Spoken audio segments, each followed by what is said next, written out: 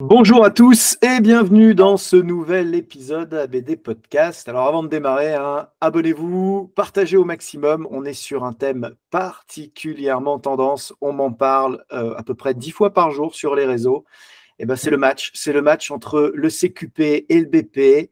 Qui est la meilleure école pour former les coachs de demain? C'est un duel de titans, quelque chose qui est devenu une institution en 10 ans, le BPGEPS AF, alors même s'il a changé de nom en cours de route, on y reviendra peut-être, mais contre quelque chose qui est dans l'air du temps, plus court, plus agile, différent en tout cas, le CQP. Alors accrochez-vous à vos haltères parce que on va plonger dans un combat épique entre deux formations de coaching sportif et le moins qu'on puisse dire, c'est qu'elles divisent et elles s'affrontent depuis maintenant presque un an.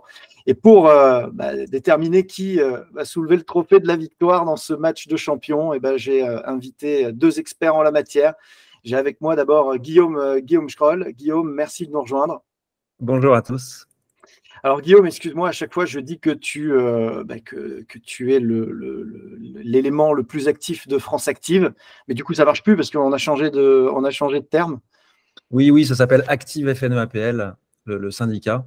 Alors je peux dire que tu es le plus actif d'Active. Oh, non. Je suis actif dans le collège formation, mais il y a des personnes, et dont le président du syndicat, Thierry Doll, qui sont très, très actifs. C'est vrai qu'il est actif, Thierry Doll. C'est vrai qu'il est très, très actif. Et puis, on a un conseil d'administration. Donc, on va dire que je m'occupe de la partie formation. Je ne suis pas tout seul et on est quand même nombreux, puisqu'il y a 15 administrateurs aujourd'hui au sein d'Active qui ont chacun des domaines différents et aussi des activités de pleine nature. En tout cas, ce qu'on peut dire, c'est sûr que toi, tu n'es pas un passif. On s'est connus à l'époque où tu dirigeais un organisme de formation, un OFBP. Donc, quand on parle de brevet d'État et de brevet professionnel, tu sais de quoi tu parles. Tu en as formé à tour de bras à Lyon. Et puis, je ne dis pas d'ânerie si je te présente comme l'un des architectes du CQP, quelqu'un qui avait envie de proposer une vision en la matière alternative à ce qui se faisait. Oui. Disons que j'ai piloté le travail. J'ai eu cette chance-là et d'être à ce moment-là à la bonne place, on va dire, pour piloter ce travail. Donc en lien avec le syndicat Active, mais aussi la Fédération nationale de fitness de Christophe Antonson. Et donc, on m'a confié cette lourde tâche de d'écrire ce nouveau titre avec une vision professionnelle. Donc, on va dire que j'ai été la plume, mais je n'ai pas travaillé seul. Et cette certification, elle est sortie vraiment d'une réflexion collective et d'une vraie interrogation des professionnels pour qu'on aboutisse à quelque chose d'efficace. Hyper intéressant, on va y revenir évidemment. Je vais vous présenter le déroulé très, très succinctement, mais on a, après la plume, je vais vous présenter quand même la masse. Je vais vous présenter l'homme le plus fort autour de la table aujourd'hui, c'est simple, il est champion du monde de Mass Bell et c'est notamment le fondateur de la Mass Trainer. C'est comme ça que vous le connaissez peut-être, mais c'est pas pour ça que je l'invite aujourd'hui. Didier Zoya, c'est d'abord c'est mon copain, et puis ensuite c'est le directeur de l'organisme de formation hyper innovant d'Amalis. Pourquoi je dis hyper innovant? Parce que c'était le premier à proposer un BPAF entièrement digital, quasiment entièrement à distance, puisqu'il y avait une semaine de rassemblement physique à Pau dans son organisme. Et lui aussi, c'est un des premiers à tout de suite embrasser le CQP. Donc, il va nous témoigner de tout ça. Didier, en tout cas, c'est super cool de venir prendre un petit peu de temps pour échanger avec nous. Mais merci de l'invitation, ça me fait plaisir un petit peu de venir argumenter pour les deux diplômes en fait. Voilà, puisqu'il n'y en a pas un qui va démonter l'autre, mais il y en a un qui sera complémentaire et puis les deux ont des atouts à mettre en avant et donc c'est ceux dont on va parler. Donc c'est avec plaisir que j'ai rejoint ton invitation. 4 points aujourd'hui qu'on va aborder tous ensemble. Au cœur de la bête, les contenus. Concrètement, qu'est-ce qui va opposer ces deux formations? On va faire un point sans langue de bois. Et puis ensuite, ce que j'ai appelé l'art de la flexibilité, cette deuxième partie qui concerne l'accessibilité et la durée. Est-ce que vraiment les deux diplômes et les deux parcours se valent pour un résultat identique sur un marché qui a évolué? Et puis, en troisième point, on verra l'arène des opportunités. Quels sont les débouchés et les carrières qui vont amener nos futurs coachs à explorer dans leur vie professionnelle. Et puis, le grand dilemme à la fin, qu'est-ce qu'on choisit, hein? Quel est le choix final de cet épisode? Qu'est-ce qu'on va vous recommander? Donc, restez bien avec nous jusqu'au bout parce que là aussi, on sera très objectif puisque tous les gens autour de la table organisent ou ont organisé les 2 formations. C'est parti, on va commencer tout de suite par les contenus. Alors, décortiquons ces 2 formations pour bien comprendre quels sont les modules, les compétences, quels sont les niveaux d'exigence qu'on va avoir sur les 2 formations. Je vais te laisser la parole en premier, Guillaume. Oui, alors déjà, on est sur des architectures de formation qui sont assez proches, en fait, en termes de compétences professionnelles. C'est-à-dire que, et c'est ça qui peut un petit peu froisser certaines personnes, c'est que finalement, on a une architecture de diplôme qui est basée sur des compétences. Et la compétence, c'est une compétence pour nous de coach sportif, que ce soit en cours collectif ou en musculation, personal training. On a donc des contenus qui ont pas mal de points communs sur un certain nombre d'aspects. Après, ce qui a été très important sur le CQP instructeur fitness, ça a été quand même de chercher l'efficacité, ou on va dire l'efficience. Et donc de proposer un volume horaire et des contenus qui soient adaptés aux compétences que recherchent les employeurs. Donc on a articulé en 6 unités de compétences le diplôme CQP Fitness avec alors une première unité qui est de la sécurité de base, on va dire, qui est vouée d'ailleurs à disparaître au renouvellement parce que finalement ça fait un petit peu double emploi avec les prérequis. Une unité de compétences sur l'accueil clientèle, l'accueil client, accueil du public. Et puis ensuite, on a les sciences, bien évidemment, anatomie, physiologie et nutrition. On a insisté sur la nutrition qui était peut-être pas, enfin, en tout cas pas intitulée comme ça dans le BPGEPS. Ensuite, on a une partie très importante qui est marketing et communication. Aujourd'hui, dans les salles, le coach sportif doit être capable de vendre. C'est important qu'il puisse vendre le produit, parler à ses adhérents de ce qui est possible. Donc, on a insisté là-dessus. Et puis après, les UC cœur de métier avec une UC 5 pédagogique et une UC 6 technique. Donc en plus, c'est non content d'être un diplôme vraiment qui cherche à répondre au maximum aux besoins du marché et donc des employeurs, et donc de maximiser les chances des candidats d'être en adéquation avec ses attentes et de trouver un emploi finalement. Ce que tu es en train de nous dire, c'est qu'en plus de ça, c'est un diplôme qui se remet très vite en cause, puisque quand tu parles de reconduction, on parle là, dans 2 ans, on ne parle pas de l'inertie de 5 ans en 5 ans du BPAF. Oui, alors c'est parce que aussi, comme c'était un premier dépôt auprès de France Compétences, on nous a donné 3 ans. Donc on a 3 ans pour faire nos preuves, entre guillemets. Et au bout des 3 ans, effectivement, il y a un renouvellement, et ce renouvellement, il commence dès maintenant. Et c'est vrai que ça demande une certaine flexibilité, une agilité, comme tu le dis, parce que on est déjà en réflexion en fait sur la suite. Déjà, on va devoir passer en bloc de compétences et non plus en unité capitalisable ou unité de compétences. Donc, ça va être un changement. Et puis, les professionnels sont déjà en train de vouloir des choses un petit peu différentes pour l'avenir, parce que le fitness change vite, les pratiques évoluent. Et on va faire en sorte que lors du renouvellement, on soit encore plus accolé aux compétences qui soient recherchées. Alors, UC, UE, bloc de compétences, ça pourrait sonner comme finalement changer de nom. Il y a des modes administratifs. Cette fois, je trouve que là, c'est l'ancien directeur des formations de la Fédé d'Altéro qui parle. Cette fois, je trouve que c'est un peu différent. Je trouve que c'est un peu plus que ça. Il y a une intention dans le bloc de compétences qui, moi, me parle énormément. C'est-à-dire que là, on est en train de parler des cordes du métier et ça change tout, je trouve, dans l'approche. Qu'est-ce que tu en penses? Oui.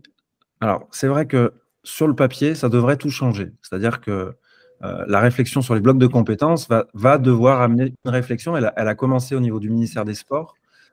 Et entre les titres de la branche du sport, les CQP, et les titres d'État, et même l'université, on devrait avoir des correspondances, finalement, avec ces blocs de compétences. Qu'est-ce qui va ressortir du chapeau? Je ne sais pas. Parce qu'il y a des complexités, tu les connais bien, Aurélien, à la fois des complexités liées à des questions un petit peu stratégiques et politiques, et puis à la fois des complexités réelles, parce que pour qu'il y ait des connexions, on parle aussi des différents niveaux, les titres et diplômes ne sont pas tous au même niveau. Donc, je ne sais pas vraiment aujourd'hui sur quoi ça va aboutir en termes de praticité sur les correspondances et sur les parcours. Aïe, aïe, aïe, attention à faire trop de stretching, à pas se faire un claquage. Didier, du coup, toi, une fois qu'on a dit ça, on a posé un cadre très clair sur le CQP. Quelles évolutions tu vois par rapport à ce que tu as organisé pendant des années sur le BP, purement en termes de contenu? Alors, moi, dès le départ, je vois comme grosse différence au niveau des deux diplômes, c'est l'esprit dans lequel ils ont été imaginés. Le BP est très ambitieux. 6 domaines de compétences, il couvre tous les champs d'application de la prépa physique. Sur le papier, cherchons pas, il n'y a pas mieux. Et puis à côté, on a un diplôme qui, lui, vient du terrain, est réaliste par rapport aux besoins d'un coach dans l'immédiat. Et dans la pratique, on s'aperçoit en réalité qu'on enseigne des choses dans le BP qui sont pas forcément maîtrisées à l'issue, qui sont pas forcément bien comprises et difficiles à mettre en application. Alors au bout d'un moment, on peut se dire, ben oui, effectivement, ce CQP qui va à l'essentiel, qui prend des domaines de compétences qui sont aujourd'hui indispensables. Je pense à la nutrition, je pense à ce dont a parlé Guillaume sur la capacité à un jeune coach à vendre quand on trouve du travail dans une salle, vendre des abonnements, séduire une clientèle, être en capacité de remplir une salle de sport en communiquant sur les réseaux, des choses comme ça. On s'aperçoit là qu'on a un vrai manque aujourd'hui, un côté un petit peu poussiéreux dans le BP, que le CQP a gommé. Et en ça, il est tout à fait d'actualité. Et aujourd'hui, ce CQP a de vrais atouts. Qu'est-ce qui permet après, en tant qu'apprentissage, qu'est-ce qu'on a pu faire qu'on faisait peut-être pas ou qu'on faisait aussi dans le BP? Ben, moi, pour ma part, chez Damalis, c'est d'inviter, comme tu es venu tous les ans, des conférenciers divers et variés pour venir apporter du contenu. Et puis, étonnamment, je dirais, qu'est-ce qui, ça c'est un petit peu la mise en fonctionnement du CQP, la capacité à pouvoir faire un petit peu du distanciel, à avoir des séquences de formation et d'autres dans lesquelles on est en structure. Ben, tout ça, ça nous permet d'avancer petit à petit, d'enseigner des b.a.-ba qu'on met en application sur le terrain, là où le BP, lui, est plus... avec une fréquence beaucoup plus rapide dans les apprentissages. On a cours mercredi, jeudi, vendredi. On est en structure lundi, mardi et comme ça pendant quasiment 10 ou 12 mois. Et donc, ce CQP, on peut le mettre petit à petit en application. Tous les apprentissages en matière de nutrition qui ne sont pas dans le BP, ben là aussi, on a le temps peut-être de les assimiler, de les mettre, de les tester sur des clients, de voir un petit peu, d'apprendre à filmer et de communiquer sur les réseaux. Et donc, on a un vrai projet de communication là où le BP est imaginé en projet pédagogique.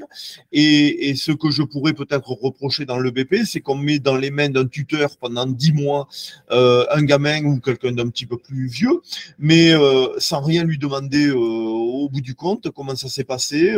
Est-ce que tu es en capacité de valider toi aussi une UC éventuellement? Là où dans le CQP, on va voir le tuteur et dans l'UC2, ben, on lui demande vraiment un avis de terrain, qu'est-ce qu'il a appris, comment il a été assidu, est-ce qu'il y a eu des absences, enfin bon, tout un tas de trucs qui font partie du métier.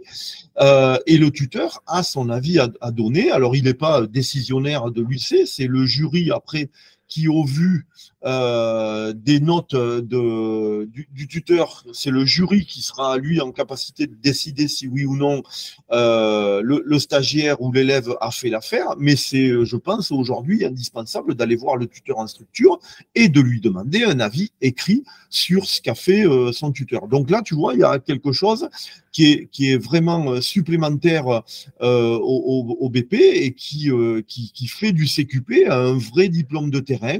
On ne va pas lâcher un gamin ou un apprenti dans la nature sans être allé voir réellement qu'est-ce qui s'est passé en structure et avoir un avis écrit de la part du tuteur. Tu vois, je pense que là… Hyper intéressant. Ouais. Je rajouterais, excuse-moi Aurélien, non, vas-y. Je rajouterais que dans l'évaluation, un cœur de métier, donc 5 et 6, il y a l'obligation dans la commission d'évaluation d'avoir 3 personnes, dont un employeur, manager ou employeur. Et ça aussi, c'est vraiment un élément fondateur de ce CQP, c'est de vraiment montrer que ça vient du terrain, comme le disait Didier, et que l'implication des professionnels est très importante pour donner du crédit à ce diplôme, mais aussi pour que les stagiaires sachent que derrière, ils ont des personnes qui peuvent les employer. Ouais, super intéressant. Effectivement, moi, ce que j'ai vécu dans mes années au ministère, ce sont des diplômes un peu déconnectés des sphères professionnelles, puisque pilotés par des gens qui travaillent pas ou peu ailleurs qu'en structure associative, voire même d'ailleurs qui ne travaillent pas en structure associative du tout, donc qui sont sur une perception des choses un petit peu limitée en fait. Ils n'ont pas une vision très claire de ce qu'est le métier et dans son entièreté. Et c'est vrai que résumer le métier à des problématiques, je dirais, techniques, c'est, en termes quand je dis technique, c'est technique d'haltérophilie, technique de force athlétique, technique de musculation, technique de coaching. C'est évidemment occulter tout un pan du métier qui n'est pas moins important. Alors, il les intéresse peut-être moins, ces gens-là. Peut-être que ça les concerne moins. Mais il ne faut pas du tout passer à côté de ça, parce que sinon, les gens sont difficilement employés derrière. On a d'un côté un éducateur sportif, je parle du BP dans l'esprit, même si le CQP obtiendra la carte professionnelle d'éducateur sportif aussi, mais dans l'imagination du diplôme, on a vraiment d'un côté l'éducateur sportif qui est dans sa salle et à qui on donne le savoir pour réaliser un bon cours. Mais faire un bon cours quand la salle est vide, c'est pas forcément être un bon coach. Et un bon coach aujourd'hui, c'est quelqu'un qui est en capacité de remplir sa salle. D'abord, avant de donner un bon cours, remplis ta salle, Et je vois trop de bons élèves BP ne pas savoir remplir la salle, là où je vois aujourd'hui avec plaisir des élèves CQP moyens, parce qu'une formation plus courte, parce que des savoirs un petit peu plus essentiels et peut-être un peu moins larges, mais ça viendra par la suite, donnant à chaque étape de la carrière les savoirs nécessaires à pouvoir gravir les marches. Et donc, apprenons d'abord à trouver un travail dans une salle de remise en forme, donner un cours avec les b.a.-ba et savoir communiquer sur ce cours-là et en faire. Et l'employeur sera d'autant plus content d'avoir un CQP qui sait communiquer qu'un beau BP dans sa salle qui croit que être coach, c'est simplement faire un cours de renfort. Ouais, hyper limitatif, c'est vrai, et ça fragilise les gens. Derrière, ils sont un petit peu perdus quand ils arrivent parce qu'on va leur demander de faire beaucoup plus que ce pourquoi ils ont été formés. Au-delà du fait qu'ils n'ont pas de réflexe en la matière, ça peut en plus créer des décalages de perception de ce qui est vraiment l'attendu au final du métier. Oui, c'est clair que je pense qu'il faut bien comprendre que le CQP instructeur fitness a été réfléchi comme un diplôme d'entrée dans un secteur professionnel et pas comme une fin en soi. Alors ça, c'est un élément sur lequel j'ai envie de rebondir parce que quand on a tué les BE, bon, moi j'étais dans la catégorie un peu des nostalgiques quand même. Aujourd'hui, il y a des conservateurs, c'est normal. Il y en avait hier et très honnêtement, moi j'en faisais partie. Parce que j'étais attaché à cette formation initiale qui était puissante, qui était solide. Je veux dire, quand on avait un BE métier de la forme, on n'était pas pris pour un blaireau. Et quand on arrivait, qu'on avait un BE à Cumèze, alors là, on était pris pour un super-héros, quoi. C'était BE2 à Cumèze, on disait ça, c'est solide, ça. Sauf que le super-héros, ses pouvoirs, ils duraient 5 ans. Parce qu'au bout de 5 ans, il était has-been. Et le problème, c'est que la formation, elle était tellement solide que ça devenait un espèce de sésame qu'on déclenchait pour la vie tout entière. Et c'est là que moi, j'avais trouvé la première construction du BP AG2F à l'époque, assez intelligente, avec 10 UC, tu te rappelles, elle était grosse, cette formation, elle était variée en tout cas. Et je la trouvais assez maligne parce que le but du jeu, c'est peut-être de faire valoir la formation tout au long de la vie, en fait. C'est un peu ça l'idée du législateur à l'époque. Oui, et puis pour le coup, c'était novateur parce que c'était exprimer déjà en compétences. Je veux dire, on a été une des premières filières à faire ce travail et à le globaliser. Donc, moi qui ai mis en place parmi les premiers organismes de formation le BPGEPS, puisque je crois que notre centre de formation avait été habilité en 2002 ou 2003 pour les premiers BP, donc c'était très rapide après la réforme. On avait ce travail sur les compétences, et ce qui renversait complètement la philosophie de la formation. Et c'est pour ça que, moi, je reste quand même aussi un adepte du BPGEPS, parce que ça a été réfléchi avec des compétences métiers quand même. Même si on peut critiquer certaines lourdeurs, même si on peut critiquer certaines choses qui sont pour moi plus de l'ordre de la politique que de la formation, ce BPGEPS, il a représenté une vraie évolution. Et à l'époque, il était très décrié effectivement par ceux qui avaient un brevet d'État, mais au final, il était déjà une avancée en termes des compétences qu'on souhaitait dans les salles, dans les structures de remise en forme en particulier. Donc, je pense qu'on a effectivement une guéguerre entre le savoir et la compétence. Alors là où cette belle vision a fait pchit, en fait, et a comme souvent accouché d'une souris, en fait, c'est le moment où on n'a pas tenu la promesse initiale de la formation continue, et où finalement on s'est retrouvé avec une formation initiale au rabais, du coup, plus courte et plus sommaire. Et au final, c'est redevenu après quelques années un nouveau sésame. Et aujourd'hui, on le voit, les gens se raccrochent à ça comme si c'était fantastique en l'opposant au CQP, alors qu'en toute objectivité, ça ne forme pas des pros très autonomes. Ça n'est que le début, quoi qu'il arrive, de leur aventure professionnelle. Et puis là où ça est devenu une vraie usine à gaz, c'est quand on a commencé à avoir ces commissions paritaires qui mettent tout le monde autour de la table avec des petits avis de partout, des compromis, des compromis intenables, finalement un espèce de diplôme un peu fourre-tout. On essaye de contenter un peu tout le monde au lieu d'aller au fond des choses une bonne fois pour toutes.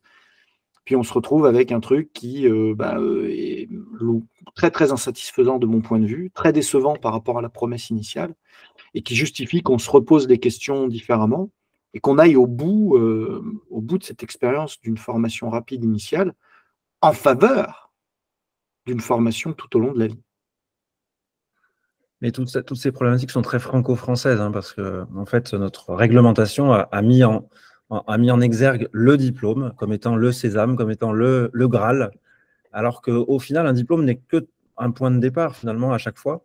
Et malheureusement, on n'a pas su pour l'instant développer la formation continue. C'est-à-dire qu'on a tous fait des tentatives et on le fait encore dans les centres de formation avec des offres de formation continue. Pour l'instant, elles ont du mal à décoller. Donc, alors, il y a toute une formation continue qui se passe aussi par toi-même. Il faut aussi pas responsabiliser les gens, bien sûr. Voilà, je pense que tout ne passe pas toujours que par des étapes de formation dans un centre de formation, mais par contre, cette prise de conscience qu'on doit continuer à se former tout au long de la vie, je pense qu'elle est stimulée aussi par une formation comme le CQP.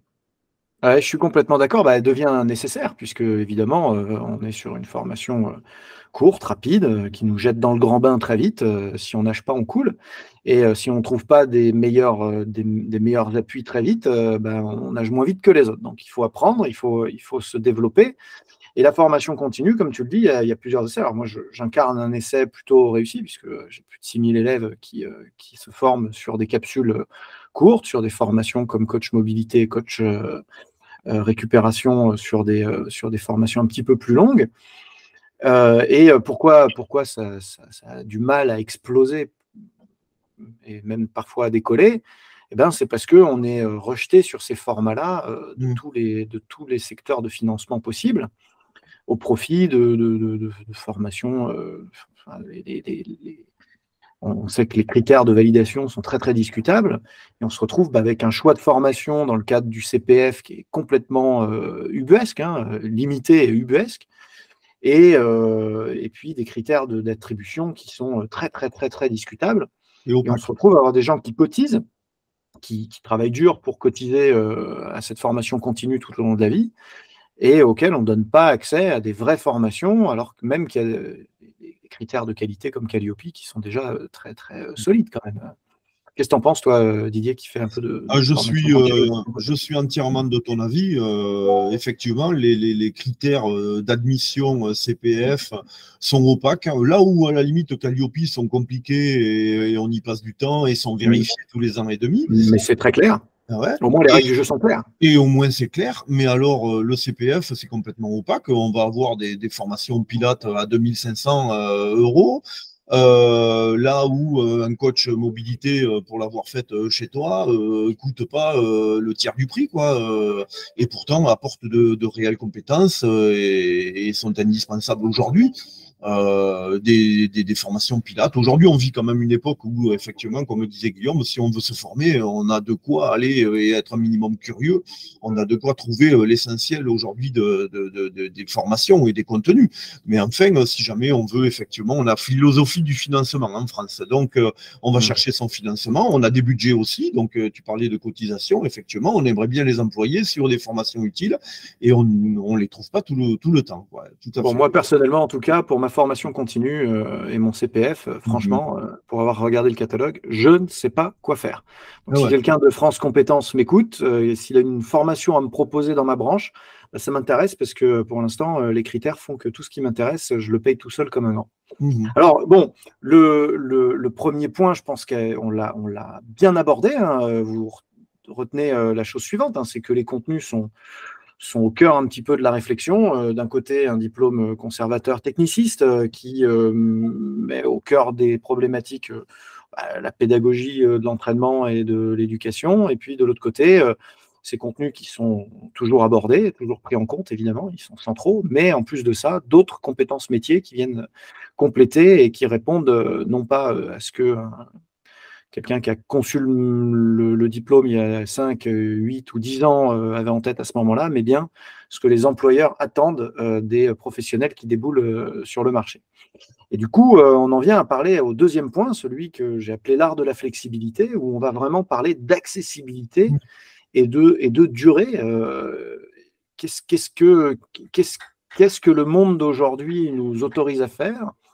Qu'est-ce que les jeunes d'aujourd'hui attendent d'une formation? Et encore une fois, quelle est la tension sur le marché qui nécessite d'ouvrir ou de fermer les vannes d'arrivée de force humaine? Déjà, moi, ce que je pourrais dire, c'est que la réflexion, elle est venue vraiment des professionnels. Pour ce qui est de la création de ce CQP instructeur fitness, moi, j'ai eu une commande qui était très claire. C'était l'accessibilité.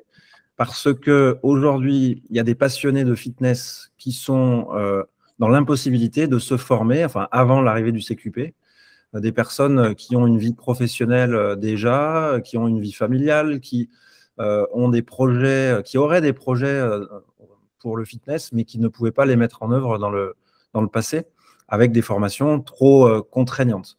Donc, et ça s'est beaucoup inspiré aussi de d'autres pays où il n'y a pas la réglementation à la française et avec une vision internationale du fitness.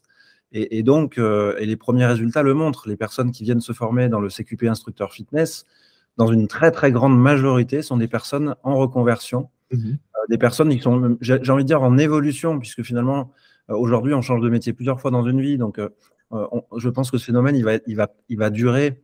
Et on a donc des personnes qui pratiquent le fitness, qui sont dans les salles et qui ont envie d'en faire leur métier, soit en totalité, soit partiellement, et qui ont trouvé, grâce au CQP, une façon de faire cette formation et de changer de métier beaucoup plus facilement.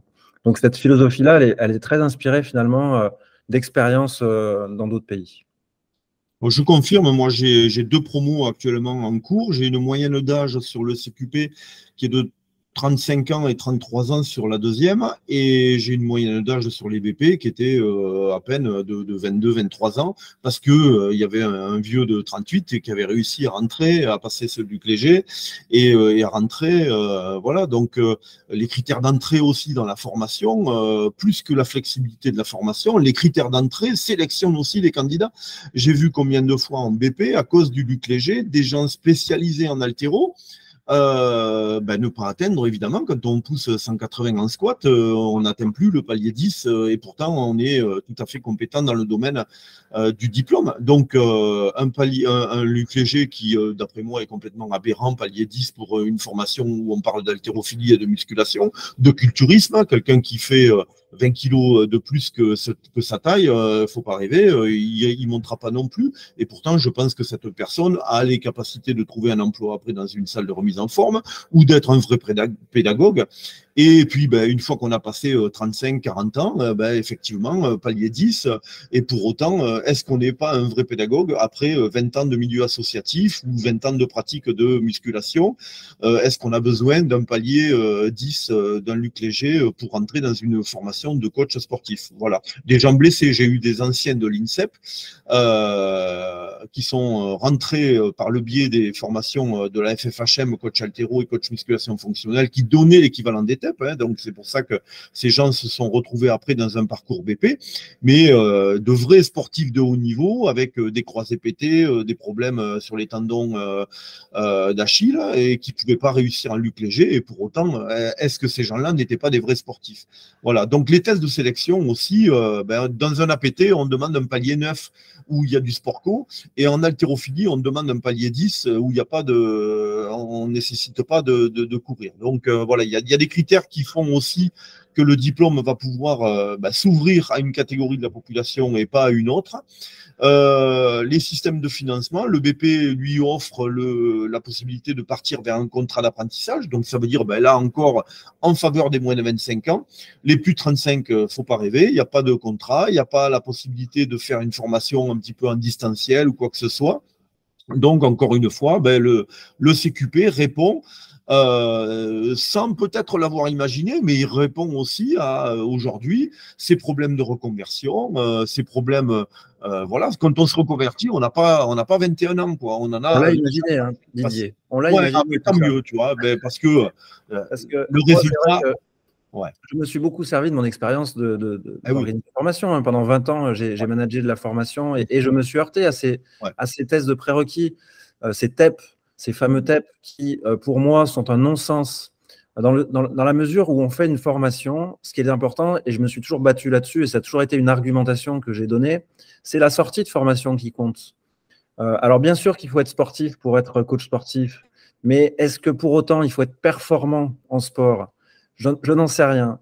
Moi, quand j'avais des élèves qui avaient des promesses de contrat de professionnalisation, qui étaient donc parfaits, qui correspondaient pour un employeur, et que finalement, tout leur projet tombait à l'eau parce qu'ils avaient raté une traction ou bien un prérequis de cours collectif, je trouvais ça pas normal. Pas normal. Et encore une fois, je pense que l'employeur, c'est celui qui va payer à la fin du mois, c'est celui qui sait ce dont il a besoin. Et quand on voit que finalement, les paramètres les plus importants aujourd'hui, c'est quoi? C'est le savoir-être, c'est arriver à l'heure, c'est avoir le sourire, c'est avoir la patate quand on est dans un club de fitness, donner envie aux pratiquants. Et ça, ce sont des compétences que l'on n'a pas dans les prérequis. Donc, je pense qu'aujourd'hui, on a pensé le CQP instructeur fitness avec des prérequis qui soient vraiment le B.A.B.A. technique, point barre. Un B.A.B.A. technique qui permet de dire cette personne pratique, mais pas cette personne est performante. Et ça, c'est un vrai changement. Alors, moi, je suis un peu moins complaisant que vous en la matière. Vous connaissez mon point de vue sur le sujet, mais je vais le donner aux auditeurs. Ils se doutent un petit peu de ce que j'en pense. Moi, je pense qu'effectivement, un employeur sait mieux qu'une DDJS ce qu'il lui faut. Ça, c'est une évidence. Il est évident que tous ces tests sont débiles. Je vais pas mâcher mes mots. Un Luc Léger pour tester des gens qui vont devenir coach sportif, prof de fitness, prof d'haltéro même. Ça n'a ni queue ni tête. On marche sur la tête, littéralement. Ceci étant, face à un défi de palier 10, j'ai du mal à comprendre quand même. C'est-à-dire que quelqu'un qui ne fait pas un palier 10, pour moi, c'est pas qu'il n'est pas sportif, c'est qu'il n'est pas en bonne santé déjà, pour commencer. Mais alors, si en plus, il n'est pas foutu de s'entraîner pour accrocher les wagons, pour déclencher son projet professionnel, je me dis qu'on est loin du compte pour la fin. Ceci étant posé, effectivement, on peut se dire que tout fout par terre parce que le palier 10 n'est pas atteint, alors qu'il y aura tellement d'autres choses à tester. C'est un premier point. Et puis deuxième point, effectivement, ce qui compte, c'est pas tant ce qui rentre que ce qui sort. Et d'un point de vue accessibilité pour l'emploi, et d'un point de vue business pour les organismes de formation, parce que si on veut qu'il y ait des gens qui soient formés, il faut qu'il y ait des gens pour les former, et on ne peut plus compter sur la jeunesse et sport pour faire ça maintenant. Il n'y a plus ni les ressources, ni la culture. Donc maintenant, ce sont les OF, les derniers remparts pour former les pros de demain.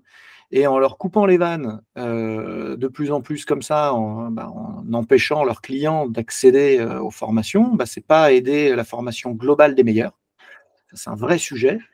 Et puis, toujours pareil, se remettre toujours en tant qu'OF en porte-à-faux en début de saison, en ne sachant pas si on va avoir de la chance ou pas dans le recrutement, parce que ça, c'est pas nous qui décidons si les gens qui arrivent, ils ont le niveau pour passer les fameux paliers ou pas.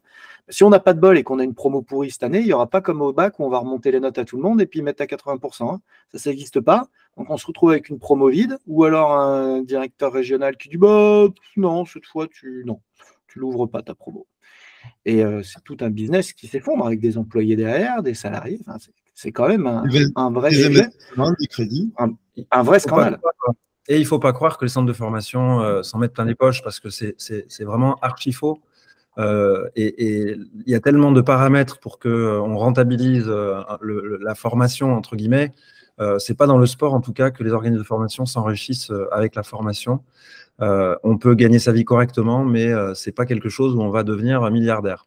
Et je pense qu'on a trop souvent pensé que les centres de formation étaient là uniquement pour remplir leurs poches.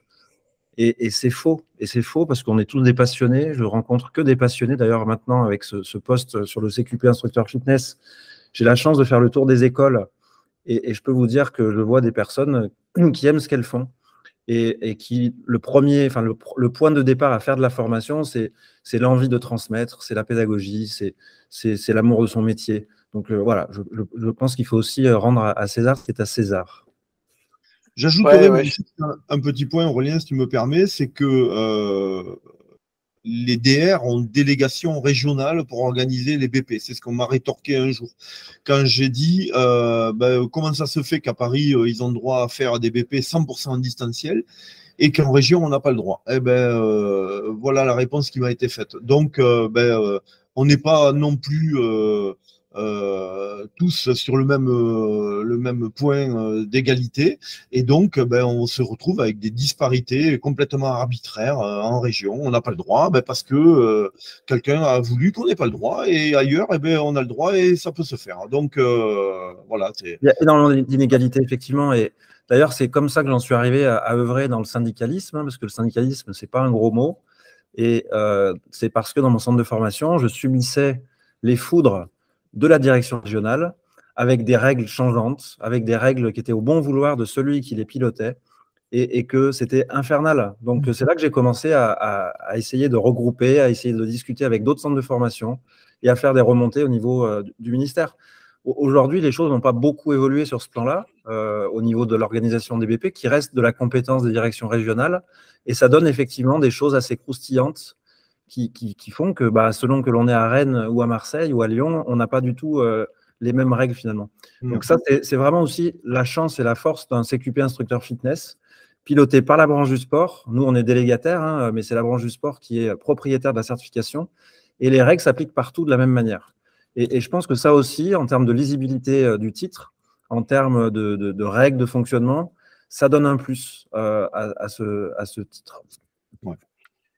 Alors, ce que je vous propose, c'est de faire rentrer nos futurs apprentis dans l'arène des opportunités. Alors, troisième point de notre discussion aujourd'hui, les débouchés, les carrières. Est-ce que Est-ce qu'on note des différences significatives entre ces deux profils, le profil BP, le profil CQP? Quels vont être les terrains de jeu qui vont s'ouvrir à chaque diplômé? Est-ce qu'il y en a un qui va être plus recrutable que l'autre, plus désirable que l'autre? Est-ce qu'il y a des profils qui vont plus s'orienter sur tel ou tel métier? Puisqu'on sait qu'on forme coach sportif, c'est quand même une grande, c'est un métier un peu multiforme. Qu'est-ce que vous en pensez tous les deux? Je suis curieux d'avoir votre avis là-dessus. Moi, déjà, il y a un truc qui est clair, c'est que quand un employeur va embaucher, il embauche une personne. Il n'embauche pas un titre. Mais c'est hyper important de le rappeler. C'est hyper important de le rappeler. Parce qu'on a tendance à penser qu'au titre. Et en fait, aujourd'hui, quand on est sur la ligne de départ, pour un poste, l'employeur, il va rechercher une personne qui correspond à ses attentes. Et je le disais tout à l'heure, sur des critères qui ne sont pas toujours ceux que l'on croit. Et donc, finalement, ce qui va faire la qualité du diplôme, c'est la personne qui est derrière. Aujourd'hui, dans les premiers passages de CQP instructeur fitness, on a une qualité globale qui est plutôt très, très importante parce qu'on a ces personnes en reconversion qui sont plus matures, qui ont un vécu assez important dans les salles ou dans la pratique. Et donc, on a aujourd'hui, sur les 500 premiers qui vont sortir, on a vraiment une typologie du public qui va plutôt en faveur du CQP instructeur fitness. Hein, j'ai pas peur de le dire. Mais ça ne veut pas dire que le diplôme est meilleur. En fait, c'est le public qui vient. Et c'est là où on a gagné, en fait, parce qu'on a déjà gagné. Parce que le meilleur entraîneur, c'est celui qui a les meilleurs athlètes. Et le meilleur formateur, c'est celui qui a les meilleurs élèves. Exactement. Et ce nouveau public qu'on arrive à faire venir en formation, mais c'est une vraie victoire. Ouais. Parce que finalement, le monde du fitness attendait ça depuis très longtemps. On a une qualité de stagiaire sur le CQP. Ça ne vient pas du diplôme, ça vient du niveau de la tranche d'âge. Voilà. Mais quel plaisir d'avoir des cadres en face de soi qui ont mangé leur peine noire sur un premier métier, qui viennent se reconvertir et qui ont de vrais projets professionnels derrière. Sur le BP, on imagine la sortie du diplôme en salariat et simplement cette possibilité-là. Aujourd'hui, avec l'avènement du CrossFit, le vieillissement de la population, le grossissement, en plus assez nouveau, de la population pendant le Covid et sa remise au sport, ben, on a une population de personnes en face de nous qui ont des vrais projets de création d'entreprise et donc derrière de développement de l'emploi et de création d'emplois.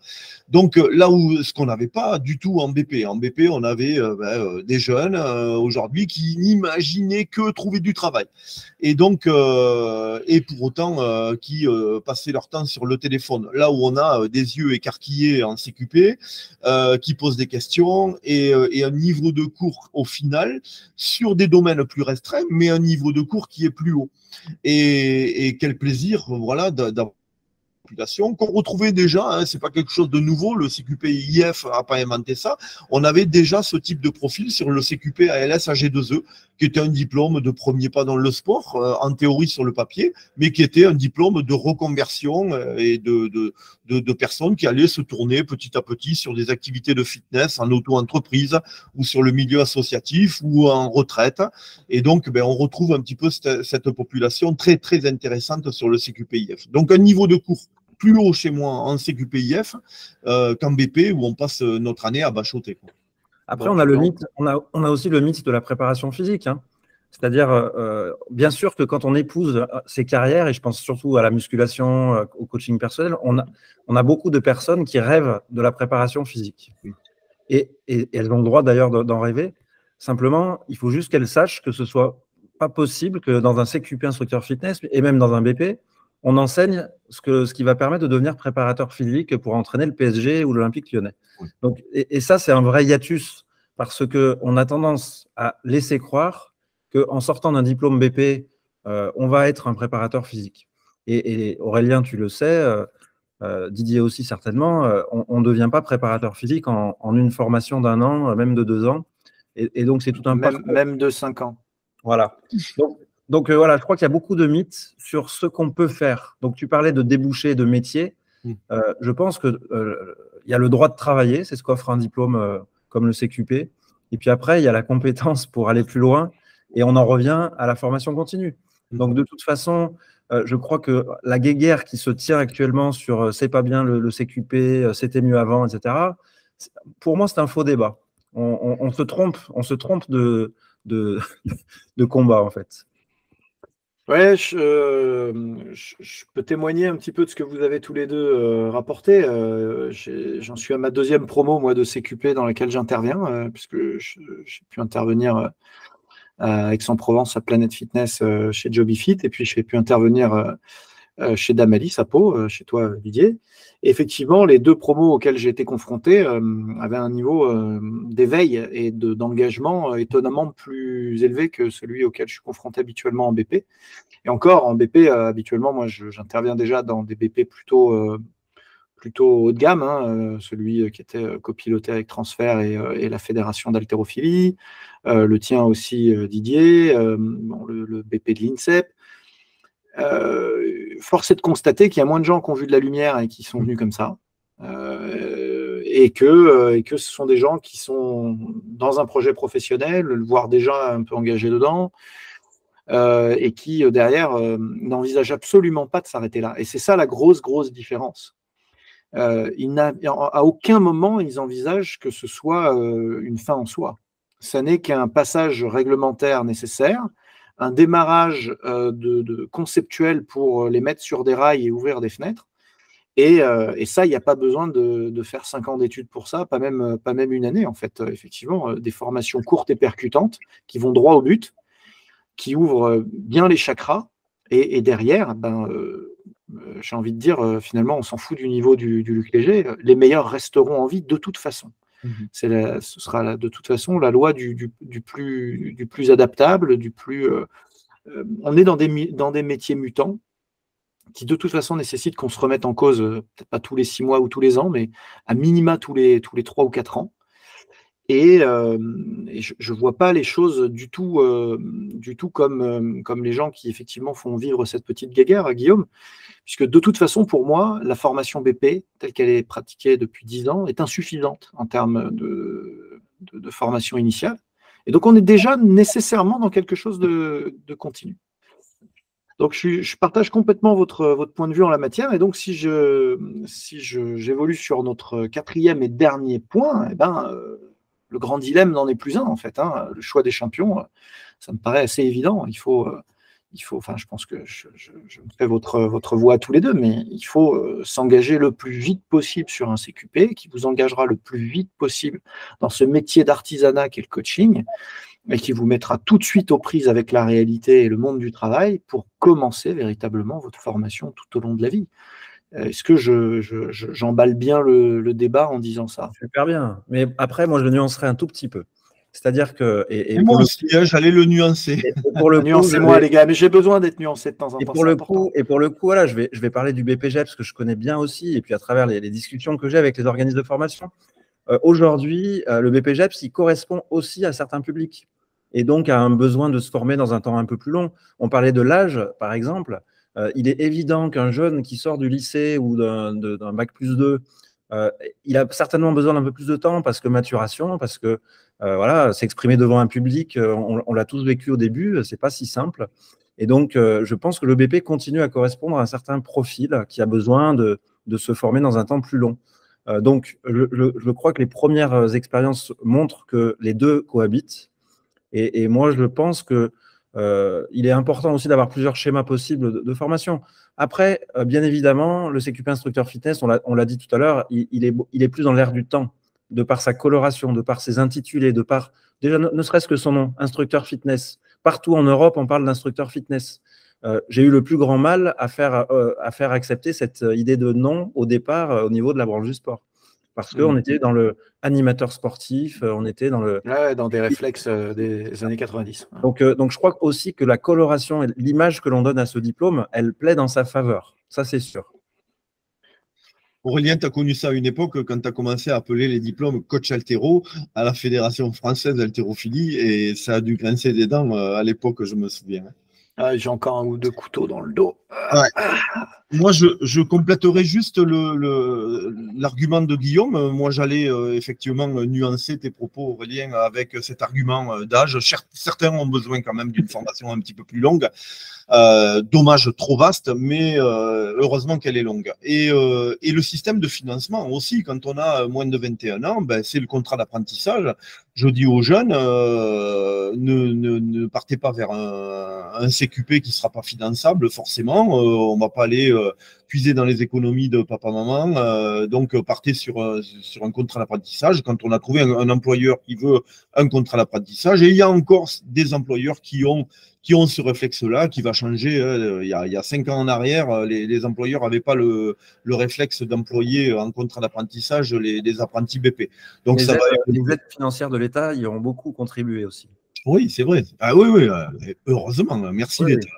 Voilà. Ouais. Bon, moi, j'aimerais préciser un truc aussi, c'est que on parle effectivement, c'est l'objet de ce podcast, hein, de parler ici du CQP versus le BP, mais dans le cadre de formations plus longues, et je te rejoins complètement, Guillaume, c'est un vrai sujet. Il y a cette notion de maturité. On n'apprend pas que le métier dans notre formation, on apprend aussi un peu la vie quelque part. Et des fois, il faut apprendre à devenir un homme ou une femme avant de devenir un professionnel, c'est vrai. Et les générations actuelles sont peut-être un peu moins matures en la matière que l'étaient les précédentes. Donc, effectivement, pour certains publics, prendre le temps, c'est important. Il faut l'entendre. Et il y a d'autres formations qui existent, hein. Il faut qu'on soit exhaustif dans la présentation qu'on fait. Il y a aussi des DUST, métiers de la forme, qui se font sur 2 ans, qui se font à l'université, qui permettent d'expérimenter la vie en fac aussi, de rencontrer plus de gens de différentes origines, de peut-être ouvrir des perspectives professionnelles, de prendre le temps de réfléchir.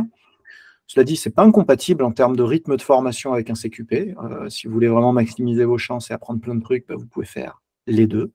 J'aurais le même raisonnement avec une licence STAPS, par exemple une licence entraînement. Évidemment, la déconnexion historique avec le terrain qu'on lui connaît, hein, c'est un endroit où on apprend plus qu'on ne pratique, j'allais dire plus qu'on ne comprend, mais ce serait un peu exagéré, plus qu'on ne pratique. Et je suis moi-même universitaire, je peux me permettre. Et je suis très universitaire, j'en ai 2 des masters. Et pourtant, quand j'ai passé, à leur époque c'était des DUG, en même temps, j'ai passé mon brevet d'État, et ça rentre très bien parce qu'on n'a pas des semaines débordées en fac de sport. Hein. J'ai fait de même. J'ai fait de même en athlétisme. Et voilà, et c'est un beau double cursus. Pour le coup, je pense que justement, faire une licence entraînement et un CQP, c'est un combo d'enfer. Et c'est ça pour moi, pour répondre à ce que tu disais tout à l'heure sur l'Arlésienne de la prépa physique. Si vraiment vous voulez devenir prépa physique, demain, je vous conseille vraiment de faire ça. Je vous conseille de faire une licence entraînement et de combiner ça dès à présent avec un CQP et de ne pas lâcher l'affaire sur les formations complémentaires sous forme de blocs, comme on les propose dans les différents instituts. Eh ben, on arrive à la fin de l'épisode. C'est le temps de passer à l'action, les amis. Hein. Si vous voulez vous former à Paris, c'est avec moi, hein, et mon orchestre, avec Rudy Koya, Tom Serboneski, Nico Marietan, Mathieu Delalande, Ben Dumortier, Olivier Bollier, rien que ça. Donc vous avez de quoi venir apprendre avec nous les ficelles du métier. On se fera un plaisir de vous accueillir dès septembre dans un nouveau CQP parisien. Et puis si vous êtes dans le sud, alors c'est plutôt dans la jolie ville de Pau que ça se passe. Chez mon copain Didier, Adamadis. Et moi, je préciserais quand même qu'on en est à une trentaine d'organismes de formation habilités sur le territoire national et que, bien sûr, moi, je ne suis pas là pour faire la promotion des uns ou des autres, mais de tous.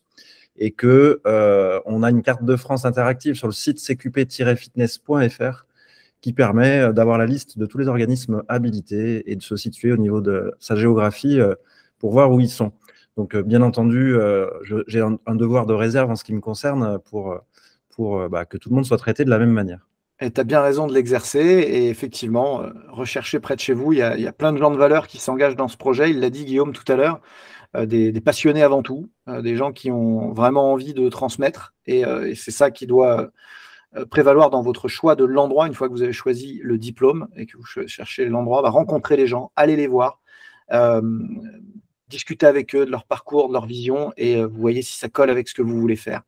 Tous les liens, en tout cas, pour les 2 organismes qu'on a présentés avec Didier sont en description de l'épisode, évidemment. Commentez, donnez-nous votre avis sur tout ce qu'on a raconté ici. Réagissez en bien, en mal. Vous êtes d'accord, vous n'êtes pas d'accord, on respecte tout ça.